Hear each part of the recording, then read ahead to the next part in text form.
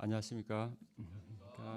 오늘 에스라서 4강 말씀의 제목은 에스라의 결심입니다. 요절 말씀은 에스라 7장 10절입니다. 다 같이 7장 10절을 같이 읽겠습니다. 시작. 에스라가 여호와의 율법을 연구하여 준행하며 율례와 규례를 이스라엘에게 가치로 결심하였으더라. 오늘 말씀은 에스라가 바벨론에서 예루살렘으로 돌아오는 과정을 소개하고 있습니다. 당시 이스라엘의 미래는 불확실하였고 백성들은 영적으로 정체된 상태였습니다. 이때 하나님은 그들의 영적 회복을 위해 에스라 한 사람을 준비시키십니다. 에스라는 하나님이 주신 말씀을 연구하여 준행하며 가르치기로 결심하였습니다. 이 결심은 이후 이스라엘 역사를 바꾸었습니다. 오늘 말씀을 통해 하나님의 역사를 잘 배우고 우리의 새로운 결심과 변화를 통하여 새 역사를 섬길 수 있기를 기도합니다. 제1장 에스라의 결심 1절을 보십시오. 이후에 바사왕 아닥사스다가 왕위에 있을 때에 에스라라 하는 자가 있으니라. 그는 스라야의 아들이요 아사랴의 손자요 hil기야의 정손이요. 이 이후는 성전이 완공된 이유를 말합니다. 여기서 간단하게 적었지만 57년의 시간이 지난 시기로 아닥사스다 왕 통치 7년째였습니다. 이때 하나님은 한 사람 에스라를 준비시키셨습니다. 그는 어떤 사람이었습니까? 에스라는 아사랴, 즉 여호와께서 도와주셨다는 의미의 아사랴를 줄인 이름입니다. 이름에서 드러나듯이 그는 하나님께서 이스라엘에 보내신 도움이었습니다. 먼저 그에 대한 족보가 소개되고 있습니다. 1절 후반부에서 5절을 보십시오. 에스라는 강야시대 초대 대제사장이었던 아론의 16대 손이고 다윗 솔로몬 시대의 대제사장이었던 사독의 후손이었습니다. 에스라는 정통성 있는 제사장이었습니다. 이스라엘에서 제사장은 제사를 주관하는 임무 외에 율법을 가르칠 책임이 있었습니다. 이를 볼 때 에스라는 자신의 계보를 통해 대제사장 가문의 후손으로서 이스라엘 백성들에게 율법을 가르칠 수 있는 합법적이고 적절한 인물이라는 것을 강조하고 있습니다. 즉 광야 공동체에 아론이 있었듯이 현재 공동체에 에스라가 그 역할을 하겠다는 것이었습니다. 6절을 보십시오.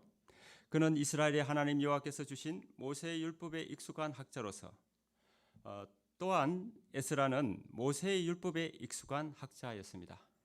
익숙한이란 능통한, 충분히 훈련받아 준비된 이란 뜻입니다. 에스라는 하나님 말씀에 능통하고 가르친 일을 충분히 훈련받아 준비된 사람이었습니다. 여기서 학자는 히브리어로 소페르인데 본래 사전적 의미인 학문을 연구하는 자라기보다 각종 국가 업무를 담당하는 서기, 즉 서기관을 말합니다. 모든 정황을 고려할 때 그는 바사 제국에서 유대인 업무를 전담한 관리로 볼 수 있습니다. 따라서 에스라의 신분은 대제사장의 후손으로서 제사장인 동시에 바사의 고위 관리였습니다. 6절 전반부를 다시 보십시오. 이 에스라가 바벨론에서 올라왔으니 아닥사스다 왕 제7년 첫째 달 초하루 BC 458년 4월 8일에 길을 떠나서 다섯째 달 초하루 BC 458년 8월 4일에 예루살렘에 도착하였습니다. 에스라와 함께한 사람들은 이스라엘 자손, 제사장들, 레위 사람들, 노래하는 자들, 문지기들, 느디님 사람들이었습니다. 유다가 멸망한 후에 유다 사람들은 바벨론 제국의 여러 지역들에 흩어져 거주하였습니다. 당시 바벨론 인근의 평야지대인 닛불에 이스라엘 공동체가 형성되었는데 에스라는 여기 출신으로 보입니다. 포로로 끌려온 백성들은 100년 이상 지나자 바벨론에 완전히 적응하여 어떤 이들은 부유해졌고 느헤미야와 같은 사람은 페르시아 궁정에서 높은 벼슬에 올랐습니다. 더 이상 다윗 왕국의 재건이 현실화될 수 없음을 깨닫자 대부분 포로 당시 거주한 곳에 그대로 눌러 사는데 만족하였습니다. 에스라와 같이 올라온 사람들도 모두 바벨론에서 태어난 3, 4세들로 사실상 바벨론 사람들이었습니다. 그럼에도 불구하고 조상의 땅으로 이주한 것은 이들에게 하나님과 함께하는 삶을 살고자 하는 분명한 믿음의 결단이 있었음을 의미합니다. 그러면 에스라는 어떤 목적으로 바벨론에서 예루살렘으로 올라왔습니까? 10절을 보십시오. 에스라가 여호와의 율법을 연구하여 준행하며 율례와 규례를 이스라엘에게 가르치기로 결심하였었더라. 결심하였었더라는 마음을 다잡았다, 이런 말입니다. 그는 준비된 사람으로 예루살렘에 오기 전에 이미 율법을 연구하고 영적 개혁을 이루고자 하는 소원이 가득하였습니다. 그러면 그의 결심의 내용이 무엇입니까? 첫째, 연구하여. 에스라는 율법을 가르치기 전에 먼저 연구하고자 했습니다. 연구하다는 묻다, 찾다, 조사하다는 뜻입니다. 그는 율법에 익숙한 사람이었지만 다 알고 있다고 생각하지 않았습니다. 하나님 뜻을 계속 묻고 찾았습니다. 그의 찾는 방법은 토라, 즉 모세 율법을 통한 것이었습니다. 그러면 예루살렘으로 오면서 구체적으로 무엇을 묻고 찾았을까요? 토라는 에스라 당시로부터 1000년 전에 주어졌습니다. 그러므로 에스라 때와 시대 상황이 다르고 또 모압 평지에 있었던 이스라엘 백성과 바벨론에서 태어나 그곳에서 살다 돌아온 사람들은 처지가 달랐습니다. 1000년 전 모압 평지에서 말씀하신 하나님이 지금 다윗 왕국이 무너지고 새롭게 하나님의 백성으로 살고자 하는 자신들에게 무엇이라고 말씀하신지 듣고자 하였습니다. 왜 70년 바벨론 포로 생활 같은 시간이 필요했는지 또 묻고자 하였습니다. 또 새로운 약속의 땅에서 어떻게 살아야 하는지 알고 싶었습니다.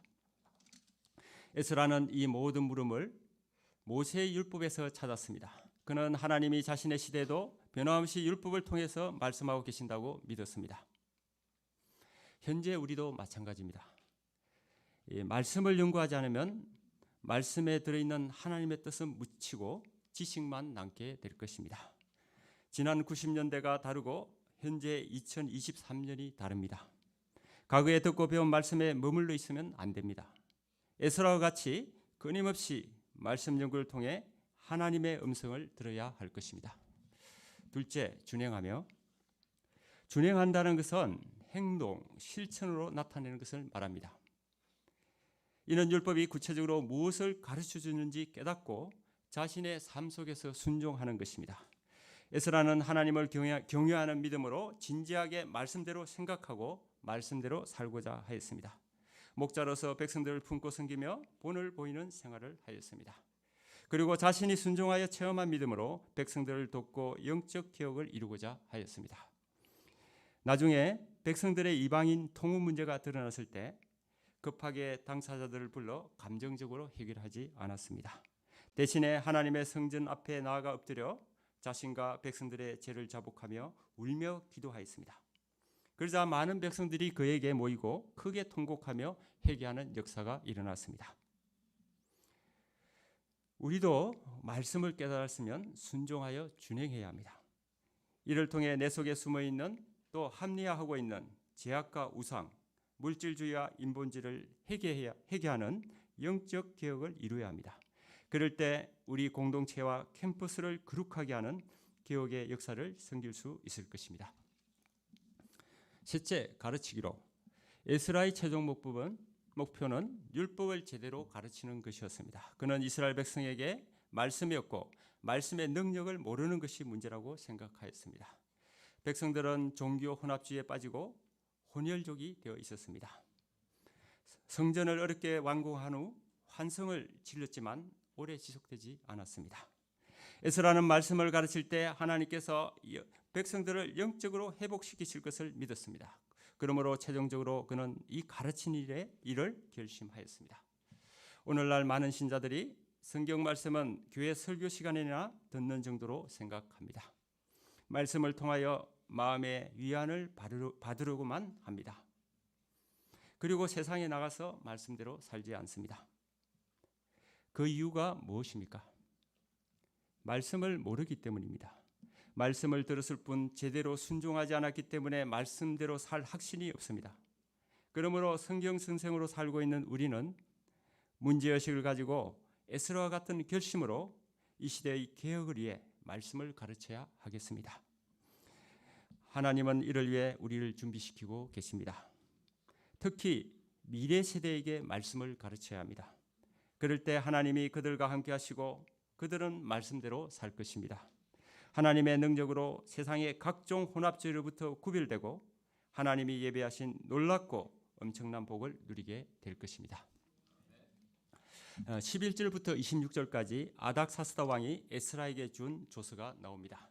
그 내용은 기한 허락, 성전 제사와 운영을 위한 국고 지원, 성전 사역자들에 대한 면세 조치, 그리고 에스라에 대한 사부권 부여 등으로 이루어져 있습니다. 첫째, 기한 허락.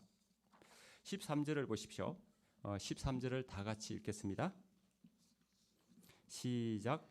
우리나라에 있는 이스라엘 백성과 그들 제사장들과 레위 사람들 중에 예루살렘으로 올라갈 뜻이 있는 자는 누구든지 너와 함께 갈지어다. 왕을 돕는 자문가들은 바사 제국 안에 있는 이스라엘 백성 가운데 누구든지 원하는 사람은 에스라와 함께 가도록 허락하였습니다. 이것은 거주 이전의 자유를 허락한 것입니다. 또 자치를 허용한다는 의미이기도 하였습니다. 통제된 고대 사회에서 보기 드문 일이었습니다. 물론 이런 일의 배경에 당시 바사는 헬라와의 싸움에서 연속적으로 지고 있었고 애굽의 반란이 시작된 때였습니다. 예루살렘 지역은 애굽과 연접해 있는 소위 전략적으로 중요한 곳이므로 이 지역의 주민을 안정화시키는 것이 제국의 이익에 필수적이었습니다. 따라서 에스라에게 임무를 맡기는데 하나님의 율법이 잘 지켜지고 있는지 살펴보도록 하였습니다. 사실 이방인인 이들이 하나님의 율법이라는 단어를 어떻게 알았겠습니까? 이전 에스라의 요청 문서나 또는 다른 유다 사람의 도움을 받았을 가능성이 많습니다. 이들의 본심은 예루살렘 백성을 살펴보아 문제가 있으면 보고하고 공동체를 잘 관리하도록 하는 것이었습니다. 그러나 이를 영적인 눈으로 보면 다릅니다. 보이지 않는 하나님의 손이 움직이고 있었습니다. 어떻게 127개 속주를 다스리는 대제국의 왕이 망하여 여러 곳에 흩어져 사는 미약한 이스라엘 백성들에게 이런 특전을 베풀 수 있습니까? 하나님은 하나님의 계획에 따라 선지자들 통하여 예언을 주시고 이제 이스라엘의 회복을 위해 역사의 수레바퀴를 돌려 이스라엘의 귀환을 허락하게 하신 것입니다. 둘째, 성전 제사와 운영을 위한 지원. 왕과 자문가들이 이스라엘 하나님께 성심으로 은금을 드렸습니다. 성심으로는 자원하는 마음으로라는 뜻입니다. 13절부터 16절까지 자원하는 마음으로 의미를 가진 단어가 4번이나 반복되고 있습니다. 숨은 목적이 정치적이었지만 그들은 억지로 마지못해서 예물을 드린 것이 아니라 자원하는 마음으로 기쁨으로 하나님께 봉헌하였습니다. 그리고 바벨론 주민에게서 받은 은과금, 이스라엘 백성과 제사장들이 성전을 위해 바친 예물도 가져가도록 합니다. 그 돈으로 수소와 순양과 어린 양 그리고 소재와 전제물을 사서 예루살렘 성전 제단 위에 바치도록 합니다. 또 성전 제사에 필요한 그릇도 내어주었습니다. 추가로 필요한 것이 있다면 무엇이든지 현지 궁중 창고에서 받아 가져가도록 합니다. 이를 위해 아닥사스다 왕은 유브라데강 건너편 모든 창고 지게에게 신속히 시행하도록 지시하였습니다. 100달란트 약 3.4톤, 밀 100고루 23,000리터, 포도주 100밭 2,300리터, 기름 100밭 2,300리터까지 그리고 소금은 정량 없이 제공하도록 합니다. 당시 이 지역에서 제국 왕실에 매년 지불하는 납세액이 350달란트였다고 하는데 이 금액의 30%인 약 100달란트에 해당하는 예물과 물품을 에스라와 그리고 그와 함께하는 백성들에게 주고자 했습니다. 왕의 파격적인 지원은 여기에서 그치지 않습니다. 성전에서 일하는 사람, 즉 제사장, 레위 사람, 노래하는 자, 문지기, 너디님 사람에게서 어떤 세금도 거두지 말도록 합니다. 또 에스라로 하여금 율법을 잘하는 사람을 재판관과 법관으로 뽑아 재판을 담당하게 하고 율법을 잘 모르는 사람에게는 율법을 가르치도록 하였습니다. 그리고 이 조서의 명령을 준행하지 않으면 가혹한 벌을 내릴 것이라고 적었습니다. 그러면 아닥사스다 왕은 왜 이렇게까지 한 것입니까? 단순히 앞에서 말한 정치적인 이유로는 다 설명하기 어렵습니다. 주목해서 볼 것은 조서 내용에 예루살렘에 거하시는 하나님께 성심으로 은금을 드리게 하고 있고 제사, 제물과 방식, 성전에서 일하는 자, 소요 물품 등을 적고 있습니다. 심지어 율법을 가르치도록 하고 있습니다.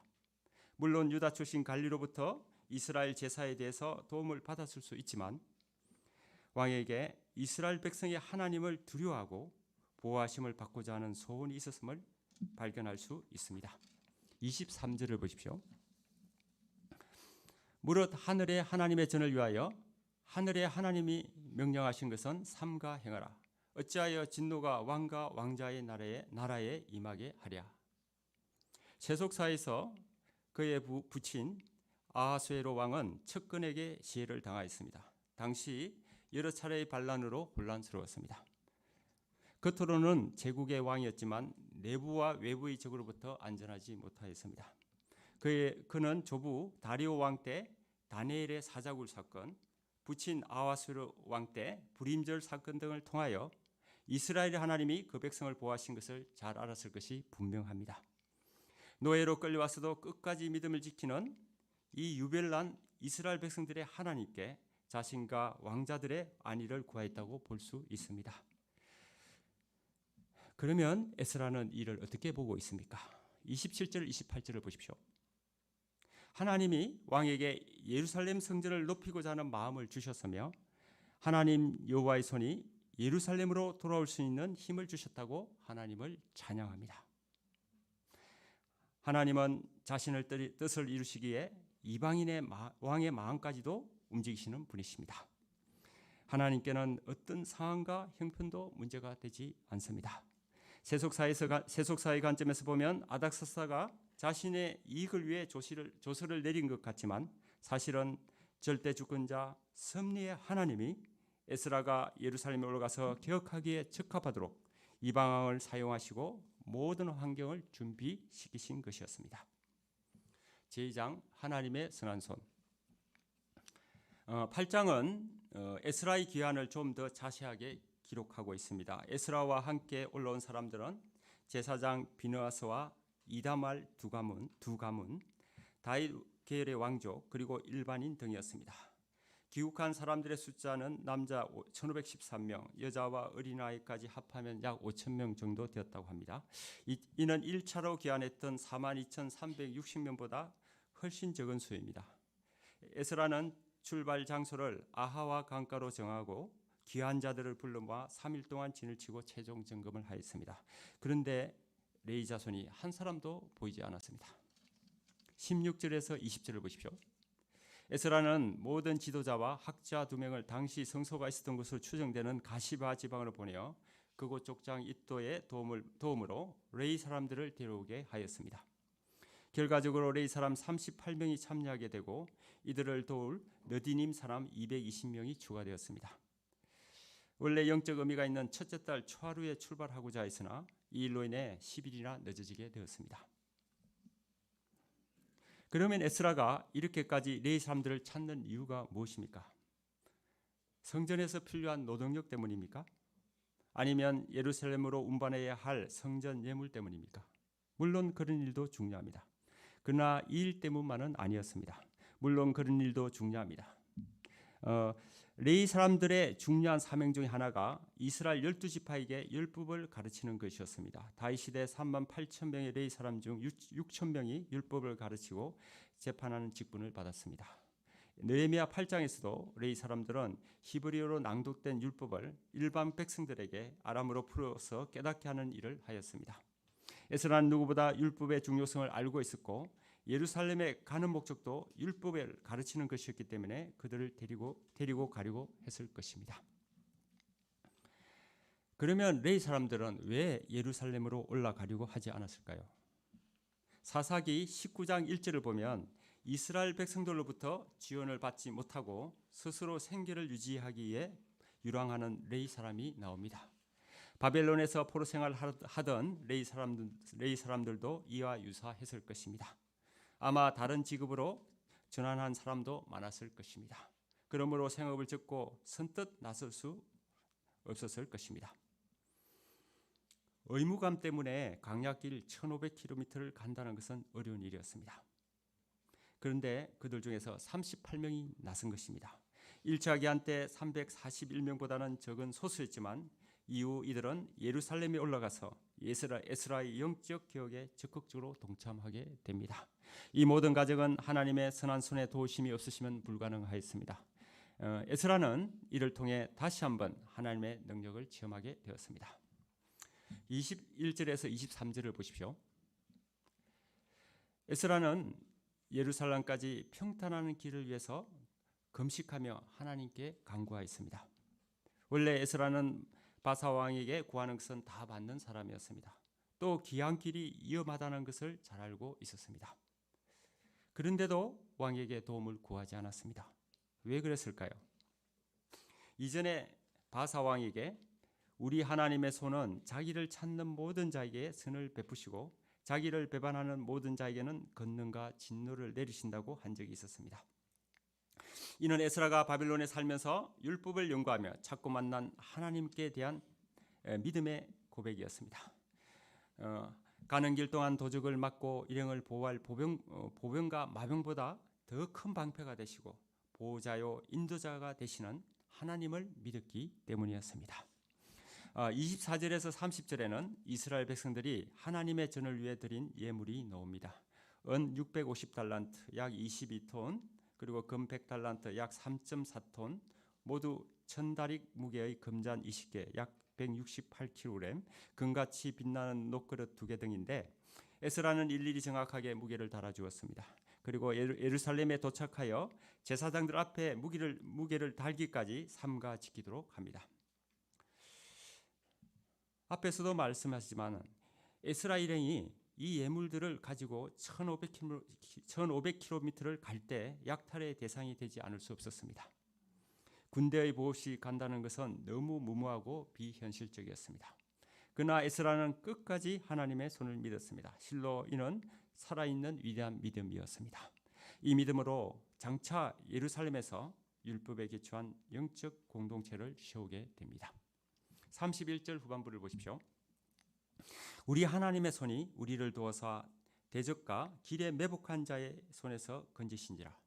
에스라는 그 어려운 길을 기적같이 안전하게 지난 후 하나님의 손이 우리를 도우셨다고 간증합니다. 에스라는 율법의 말씀을 생생하게 체험했습니다. 예루살렘에 도착했을 때 감격과 확신으로 충만했을 것입니다. 그는 바로 하나님께 제사를 드렸습니다. 번제로 수송아지 12마리, 순양 96마리, 어린 양 77마리, 그리고 속죄제로 순염소 12마리를 바쳤습니다. 이는 이스라엘 모든 지파를 대표하여 하나님께 드린 제사였습니다. 이로써 자기를 찾는 모든 자에게 선을 베푸신 하나님께 감사드리고 거룩한 백성으로 살고자 하는 새로운 출발을 하였습니다. 요즘 환자가 늘어 저는 진료 보는 날은 점심을 거의 굶어야 했습니다. 끝날 시간이 되면 배는 고프고 쉬어야 한다는 생각만 가득하였습니다. 그러면서도 목자로서 헛된 모습을 보이지 않아야 한다는 생각 때문에 많은 부담을 느끼고 있었습니다. 그러던 중 10월 둘째 주 토요일 저녁 집으로 운전하고 가면서 머릿속은 메시지를 어떻게 준비할 것인가 하는 생각으로 가득하였습니다. 그때 갑자기 저희 내면에 떠오르는 문구가 있었습니다. 영적인 눈을 가져야 한다는 것이었습니다. 그래서 한급히 폰을 켜서 입에서 흘러나오는 소리를 녹음하였습니다.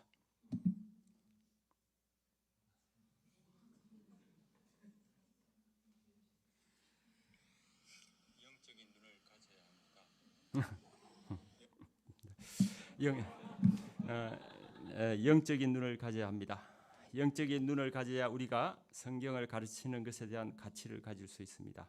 또 세속사 대신 하나님의 역사하심을 볼 수가 있고 그런 가운데 하나님의 손길을 느낄 수 있습니다. 그러면 어떻게 영적인 눈을 가질 수 있습니까? 그것은 성경을 많이 보고 생각하고 배우고 가르치는 데서 시작됩니다. 하나님은 제가 복잡한 국내 현실과 들려오는 전쟁 소식에 매여 있지 않고 영적인 눈으로 하나님이 이루고 계시고 또 장차 이루실 하나님의 역사를 바라보도록 하십니다. 이를 위해서 에스라와 같이 성경을 연구하고 준행하고 가르치는 일에 결심하고 도전하도록 하십니다. 제가 상황 탓, 건강 탓을 하지 않고 구체적으로 순종할 수 있기를 기도합니다. 그리하여 하나님이 선하신 손으로 이루고 계신 캠퍼스 미션에 쓰임받는 큰 영광 누릴 수 있기를 기도합니다. 결론적으로 우리 삶의 개혁은 어느 한 시점에 하나님의 말씀 앞에서 결심함으로 이루어집니다. 신앙생활이 어떤 결심이 없이 흘러간다면 체험도 없고 열매도 없는 인생이 될 것입니다. 아브라함의 인생, 다니엘의 인생, 사도 바울의 인생, 또 사도 베드로의 인생이 하나님 앞에서 결심을 통해 위대한 인생이 되었습니다. 오늘 말씀에서는 에스라 한 사람의 말씀을 연구하며 준행하며 백성들에게 가르치고자 하는 결심을 인하여 이스라엘의 개혁이 시작되었습니다. 고 이사무엘 선교사님은 1968년부터 1977년 미국 선교사로 나가시던 때까지 9년 동안 아침 8시부터 정오까지 성경 연구와 일용할 양식 집필에 절대적으로 헌신하셨습니다. 당시 광고만 들어도 그분의 가슴에 늘 불이 붙어 있는 것을 느낄 수 있었다고 합니다. 에스라는 1차 포로 기한부터 약 60년이 지난 시점에 결심하였습니다. 우리 모임도 이제 60년이 지났습니다. 이때 우리는 어떤 결심을 해야 합니까? 우리도 하나님 말씀을 연구하고 준행하며 가르쳐야 하겠습니다. 그리하여 나에게 우리 공동체 캠퍼스의 영적 개혁 역사가 일어나기를 기도합니다. 기도하시겠습니다. 하나님 아버지, 오늘 귀한 말씀 주심을 감사를 드립니다. 무엇보다도 이 시대에 저희가 해야 될 것은 결심하는 것임을 알게 하시니 감사합니다. 하나님 말씀을 잘 연구하고 또 준행하며 가르치는 결심을 붙들게 도와주시옵소서. 그래서 이 시대 개혁 역사를 이루는데 저희를 사용하여 주시기를 기도합니다. 모든 말씀 예수님의 이름으로 기도합니다. 아멘.